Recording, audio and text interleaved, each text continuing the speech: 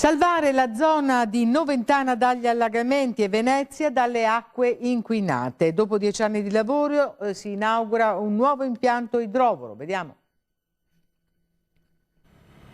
Mai più alluvione e mai più allagamenti. Dopo 10 lunghi anni di lavori e grazie ad un sostanzioso investimento regionale di oltre 2,5 milioni di euro, entra in funzione il nuovo impianto idrovoro di Via Polati. Servirà per salvare la zona di Noventana dalle conseguenze di piogge copiose e la laguna dalle acque inquinate di azoto e fosforo.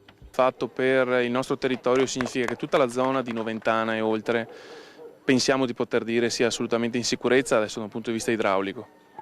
Grazie a 2 pompe, una che risucchia 1500 litri al secondo e l'altra che fa lo stesso con 500 litri, l'acqua dei canali di Noventana viene convogliata e immessa nel fiume Brenta e da qui il flusso sfocia in mare passando attraverso Chioggia e Brondolo anziché attraverso Venezia.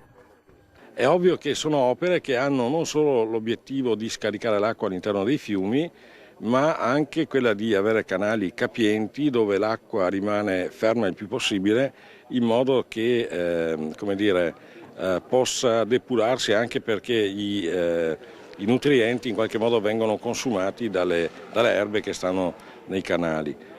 Il nuovo impianto di Noventana ha 2 obiettivi: tutelare l'ambiente e permettere la sicurezza idraulica. In una regione densamente abitata e industrializzata come la nostra, ripensare alla cartina dei corsi d'acqua e ai loro collegamenti è fondamentale. Dopo la terribile alluvione del novembre 2010 si investe sulla prevenzione, anche attraverso ad un accordo siglato oggi tra i 2 consorzi che si trovano proprio al confine tra Padova e Venezia. La convenzione per la redazione del piano delle acque fra i 2 consorzi e il comune, e lì le amministrazioni possono dare dimostrazione della sinergia che assieme si può dare proprio per prevenire il rischio idraulico. L'opera idraulica di Noventana non si fermerà qui. La Regione ha già dato il via libera per dotare l'impianto di altre 2 pompe da 1500 litri al secondo. Restiamo in tema di opere idrauliche perché oggi a Riese Pio X nel Trevigiano